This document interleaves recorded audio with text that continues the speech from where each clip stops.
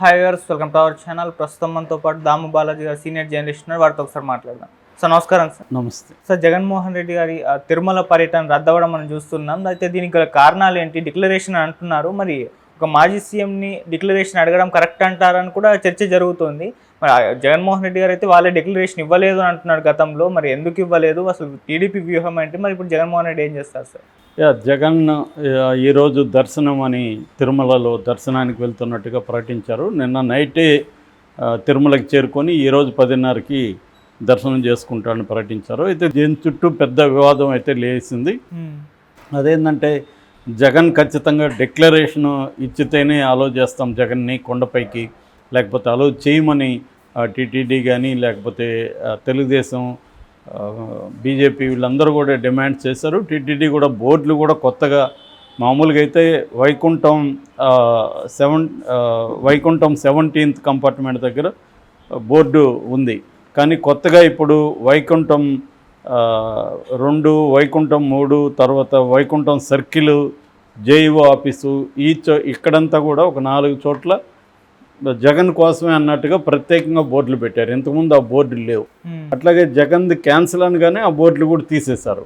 అంటే క్లియర్గా కావాలని జగన్ని తిరుమలకి వెళ్లకుండా అడ్డుకోవాలి. ఒకవేళ జగన్ డిక్లరేషను ఇవ్వకపోతే అలో చేయకూడదు అని గట్టిగానే అనుకున్నట్టుగా మనకు అర్థమవుతుంది. అది జగన్కి అర్థమైంది.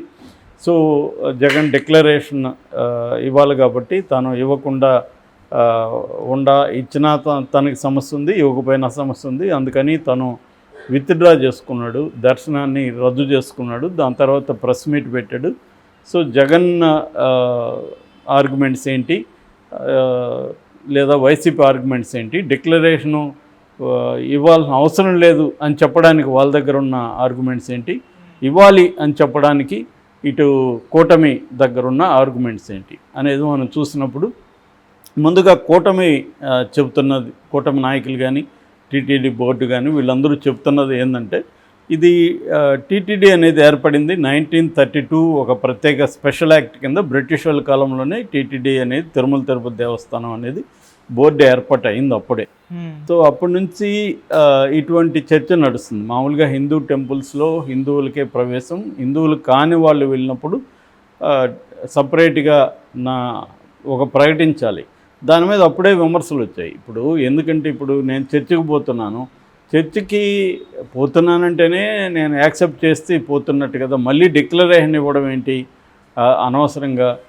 ఇప్పుడు మనం చాలాసార్లు హిందువులు కూడా చర్చిలకి వెళ్తుంటారు, లేకపోతే బుద్ధిస్టు టెంపుల్కి మనం ప్రపంచవ్యాప్తంగా అనేక బుద్ధిస్టు దీనికి వెళ్తాము. కానీ ఎక్కడ నేను బుద్ధుని బోధనలతో ఏకీభవిస్తున్నాను ఇంకోటి ఏకీభవించకపోయినా కూడా పోయే అవకాశం ఉంది. పరిశీలన నేను చాలాసార్లు, నేను హేతువాదిగా ఎప్పటి నుంచో నా 20 ఏళ్ల వయసు నుంచి నేను హేతువాదిగా ఉన్నా. కానీ నేను అనేక టెంపుల్స్కి వెళ్ళాను. ఎందుకు వెళ్ళానంటే ఆ టెంపుల్ ఆర్కిటెక్చర్ కావచ్చు, అక్కడున్న మనం భక్తి వ్యవహారాలు కావచ్చు, ఇవన్నీ పరిశీలించడానికి కూడా వెళ్ళొచ్చు. ఒక పరిశీలక మనం తెలుసుకోవాలి సమాజం. మనకి నమ్మకం లేనంత మాత్రం దాన్ని అవాయిడ్ చేయాల్సిన అవసరం లేదు. మనకి నమ్మకం ఉన్న వాళ్ళు వెళ్తున్నారు, వాళ్ళు తోడరమన్నారు, మనకి ఎలాగో నమ్మకం లేదు, పోతే నష్టమే ఉందని కూడా మనం పోతాం. కాబట్టి ఇలాగా ఇప్పుడు నిజానికి హేతువాదులకి రాసివ్వాలి తిరుమలలో, ఎందుకంటే నాకు నమ్మకం లేదు కాబట్టి అని. కానీ హేతువాదులను ఏం అడగట్లేదు కదా. నేను కూడా తిరుమలకి అన్నిసార్లు పోయినా, నన్ను ఎప్పుడు అడగలేదు. సో ఇదేంటంటే ఎందుకు అడుగుతున్నారు అనేది అప్పుడు చర్చ వచ్చింది. దానికి హిందువుల వైపు నుంచి గుంపులుగా మళ్ళీ వాళ్ళు ఎక్కువ వచ్చే అవకాశం ఉంది, వాళ్ళకి ఇదైతే ఖచ్చితంగా ఉండాలి అనేది పెట్టారు. సరే, ఆ రూలు పెట్టిన తర్వాత 90లో ఎండోమెంట్ యాక్ట్స్ కింద 1987 ఎండోమెంట్ యాక్ట్ కింద 90లో ఒక ప్రత్యేక ఆర్డినెన్స్ తీసుకొచ్చారు. ఆర్డినెన్స్ కాదు, జీవో, గవర్నమెంట్ ఆర్డర్ MS 311 అనే ఆర్డినెన్స్ తీసుకొచ్చారు. దాని కింద ఖచ్చితంగా పరాయి మతస్థులు, హిందూయేతర మతస్థులు ఎవరు వచ్చినా కూడా డిక్లరేషన్ ఫామ్లో నాకు వెంకటేశ్వర స్వామి మీద నమ్మకం ఉంది, అందుకే నేను వస్తున్నాను, నా ఫలాని మతం నాది అనేది ఒక డిక్లరేషన్ ఇవ్వాల్సి ఉంటుంది. అదే ఎండోమెంట్ రూల్స్లో 16 కిందకే వస్తుంది. అట్లాగే టీటీడీ చట్టం ఉంది, ఆ టీటీడీ చట్టం కింద రూల్ నెంబర్ 136 కూడా ఇదే చెప్తుంది. సో దీని ప్రకారం చెయ్యాలి. ఇప్పుడు ఒక చట్టం చేసినాక నీకు ఆ చట్టం పట్ల వ్యతిరేకత ఉండొచ్చు, కానీ ఆ చట్టాన్ని ఫాలో అవ్వాలి. ఇప్పుడు రోడ్డుకి లెఫ్ట్లోనే పోవాలనేది ఒక చట్టం ఉంది మనకి. నాకు ఆ చట్టంలో నమ్మకం లేదు, నేను రివర్స్లో వెళ్తాను అంటే కుదరదు కదా. అలాగే ఏదైనా కూడా మనకి ఇష్టముందా లేదా, పౌరులకి ఇష్టముందా లేకపోయినా ఆ చట్టాలని ఫాలో కావాల్సి ఉంటుంది. ఎందుకంటే మనం ఒక వ్యవస్థ ఉంది, ఆ వ్యవస్థకి కట్టుబడి ఉండాల్సిన పరిస్థితి ఉంది. అట్లాగే టీటీడీ ఎండోమెంట్ యాక్ట్ కావచ్చు, టీటీడీ బోర్డుకి సంబంధించిన యాక్ట్ కావచ్చు, ఈ యాక్ట్లు అది పెట్టాయి కాబట్టి దాన్ని నువ్వు వ్యతిరేకించవచ్చు, వ్యతిరేకంగా మాట్లాడచ్చు, కానీ నువ్వైతే ఫాలో కావాల్సింది. సో కాబట్టి ఫాలో కావాలి కదా. జగన్ ఎందుకు ఫాలో కావట్లేదు? జగన్ క్రిస్టియను కాబట్టి డిక్లరేషన్ ఇవ్వాలి, ఎందుకు ఇవ్వడు అనేది వీళ్ళు అడుగుతున్న ప్రశ్న. దానికి వైసీపీ కానీ జగన్ కానీ వీళ్ళు చెప్తున్నది ఏంటంటే, గతంలోనే వైఎస్ రాజశేఖర రెడ్డి 2005లోనే ఫ్యామిలీని అంతా తీసుకుని వెళ్ళాడు. గతంలో కూడా ఆయన అనేక సార్లు వెళ్ళాడు. ఆయన ఉన్నన్ని సార్లు ఆయన 5-6 సార్లు వెళ్ళి పట్టుబత్తులో కూడా పట్టు వస్త్రాలు సమర్పించాడు సీఎంగా. తర్వాత జగన్ సీఎంగా ఉన్నప్పుడు కూడా పట్టు వస్త్రాలు 5 సార్లు సమర్పించాడు. అప్పుడు లేని ఈ నిబంధన అప్పుడెప్పుడు జగన్ అడగలేదు, ఇప్పుడు ఎందుకు వచ్చింది అనేది వైసీపీ వాళ్ళ ఆర్గ్యుమెంట్. దానికి తెలుగుదేశం వాళ్ళు ఏమన్నారంటే, అప్పుడంటే మీ గవర్నమెంట్స్ ఉన్నాయి కాబట్టి మిమ్మల్ని, మీ గవర్నమెంట్ కింద ఉండే బోర్డు కూడా మీరు నియమించిందే కాబట్టి వాళ్ళు మిమ్మల్ని అడగలేదు, ఇప్పుడు మీ గవర్నమెంట్ లేదు కాబట్టి ఇప్పుడు అడుగుతున్నామనేది వీళ్ళు. దానికి వైసీపీ వాళ్ళు చెప్పే సమాధానం ఏంటి? టీడీపీ గవర్నమెంట్ ఉన్నప్పుడు కూడా అంతకుముందు 2012లో కూడా జగన్ ఎంపీగా ఉన్నప్పుడు కూడా వెళ్ళాడు, అప్పుడు అడగలేదు. అట్లాగే 2014లో వెళ్ళాడు, 2014లో చంద్రబాబు ప్రభుత్వమే ఉంది, అప్పుడు అబ్జెక్షన్ లేదు. 2017లో మళ్ళీ వెళ్ళాడు జగన్, అప్పుడు కూడా లేదు. అంటే తెలుగుదేశం అధికారం ఉన్నప్పుడు కూడా జగన్ తిరుమలకి వెళ్ళాడు, కానీ ఇప్పుడు అతన్ని ఇది డిక్లరేషన్ ఇవ్వలేదని అడ్డుకోలేదు.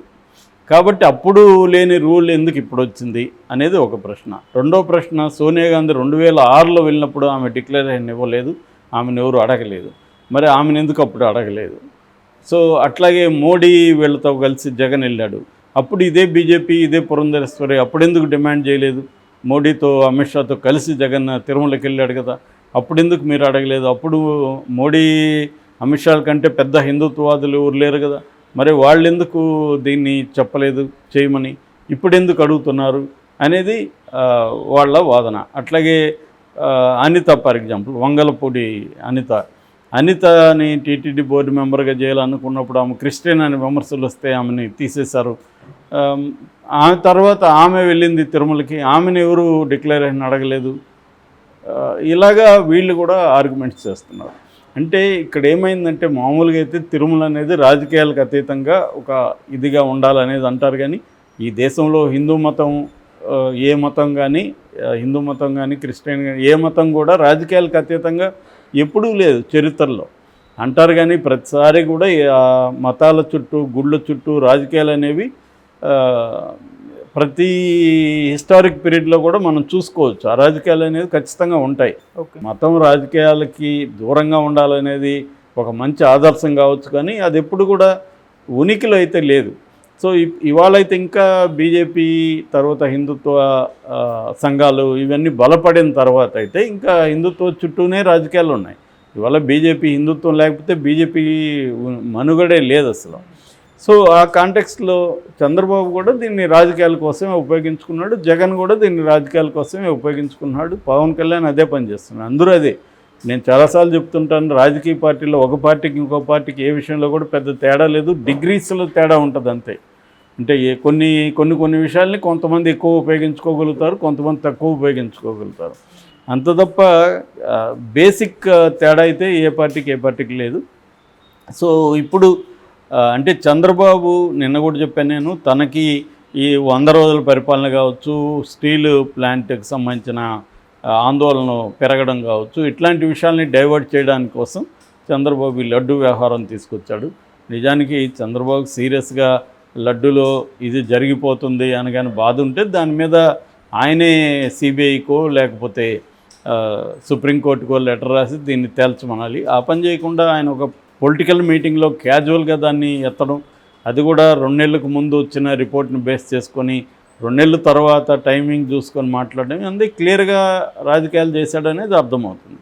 దాన్ని ఎదుర్కోవడానికి జగన్ కూడా రాజకీయాలు చేస్తున్నాడు. నిన్న జగన్ ప్రెస్ మీట్లో మాట్లాడుతూ కూడా నాలంటి వాడిని ఆపారంటే ఇంక దళితులకి గుళ్ళల్లో ప్రవేశం ఉంటుందా అని అడిగాడు. నిజానికి అది రాంగ్ స్టేట్మెంట్. దళితులకి తిరుమలలో అయితే ఎప్పుడు అడ్డుకోలేదు. కాకపోతే మిగతా చాలా టెంపుల్స్లో దళితులకి గుళ్ళల్లో ప్రవేశం ఇప్పటికి కూడా లేదు, అదైతే నో డౌట్.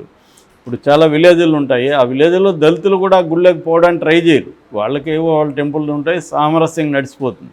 వీళ్ళు వాళ్ళ టెంపుల్లోకి వెళ్దాం అనుకున్నప్పుడు ఖచ్చితంగా అక్కడ కూడా విభేదాలు గొడవలు వస్తాయి, అక్కడక్కడ వస్తూ కూడా ఉన్నాయి. కానీ ఈ కాంటెక్స్ట్లో తిరుమలలో అయితే దళితులకి ఇప్పటివరకు ప్రవేశం నిషేధం అయితే కాదు.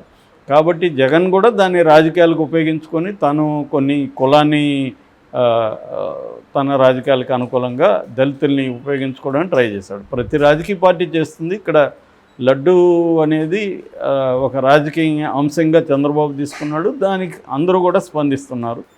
ఎవరికి వాళ్ళు తమకు అనుకూలంగా దీన్ని ఉపయోగించుకోవడానికి ఇట్లా హిందుత్వ పార్టీలు కానీ సంఘాలు కానీ విహెచ్పి లాంటివి కూడా చంద్రబాబుని ఈ విషయంలో వ్యతిరేకిస్తున్నాయి. సో ఓవరాల్గా దీనికి చంద్రబాబుకు ఉపయోగపడింది, నిన్న చెప్పాను నేను జగన్కి కూడా ఉపయోగపడింది. ఎందుకంటే పార్టీ నాయకత్వం అంతా యాక్టివేట్ అయింది, దీనివల్ల కొంత చర్చ నడిచింది. కాబట్టి ఇది అంతిమంగా ఎవరికి ఎంత ఉపయోగపడిందని తూకం వేయలేం, కానీ ఖచ్చితంగా పవన్ కళ్యాణ్కి కూడా ఉపయోగపడింది. ఎందుకంటే తను కూడా రంగంలోకి దిగాడు. తను ఒక హిందూ మతానికి నేనే ఛాంపియన్ ఇక్కడ అని తను చెప్పుకునే కార్యక్రమం తను చేశాడు. కాబట్టి దానికి కౌంటర్గా జగన్ చేశాడు. ఇక్కడ సిపిఎం వాళ్ళు ఇంకో ప్రశ్న కూడా వేశారు. అదేంటంటే పవన్ కళ్యాణ్ భార్య కూడా క్రిస్టియన్ కదా, మరి ఆయన డిక్లరేషన్ ఇచ్చి వెళ్తున్నాడా తిరుమలకి అని కూడా వాళ్ళు కూడా అడుగుతున్నారు. ఇలాగే ఇది ఒక కాంప్లెక్స్ ఇష్యూ లాగా అయిపోయింది. ఎవరి అభిప్రాయం ఏంటనేది జనాల్లోకి వెళ్ళింది. జనాల్లో కూడా భిన్నమైన అభిప్రాయాలు ఉన్నాయి. అయితే ఓవరాల్గా జనం దీని పట్ల అంటే లడ్డులో కల్తీ జరిగిందని నమ్ముతున్నారని అయితే అనుకోవాల్సిన పని లేదు. ఎందుకంటే డేటా చూస్తే లడ్డులో విక్రయం పెరిగిందే కానీ తగ్గలేదు. నిజంగా లడ్డులో యానిమల్ ఫ్యాట్ కలిసి ఉంటే వీళ్ళ మనోభావాలంతా దెబ్బతిని ఉంటే ఆపేయాలి కదా లడ్డు కొనడం. కానీ లడ్డు కొనడం అయితే ఎవరు ఆపలేదు. దాన్ని బట్టి ఏంటంటే మన కల్తీ అన్నీ మనం తినే ఆహార పదార్థాలు అంతా కల్తీ ఉందని తెలుసు, కానీ మనం తినకుండా ఏమి ఉండం కదా. ఈ మధ్య కూడా హోటల్ మీద దాడులు చేసి అనేక హోటల్లో ఉన్నాయన్నారు. ఆ హోటల్ని ఏమన్నా పడిపోయాయి? ఏం పడిపోలేదు. అతను ఎవరు మన సందీప్ కిషన్ చెప్తున్నాడు కదా, మా హోటల్ మీద దాడి జరిగినాక ఇంకా పెరిగిందని సేల్స్, ఇంకా అది పాపులర్ అయింది. అంతకుముందు జనాలకి అక్కడ ఉందని తెలియని వాళ్ళకి కూడా తెలిసింది. కాబట్టి ఇదేంటంటే నిత్య జీవితంలో కొన్ని అంశాలు ప్రభావితం చూపుతాయి, కొన్ని చూపు. చంద్రబాబు చెప్పిన ఈ లడ్డు వ్యవహారం అయితే మామూలు ప్రజల మీద భక్తుల మీద పెద్ద ప్రభావం చూపలే. రాజకీయ పార్టీలు మాత్రము మీడియా మాత్రమే దీని చుట్టూ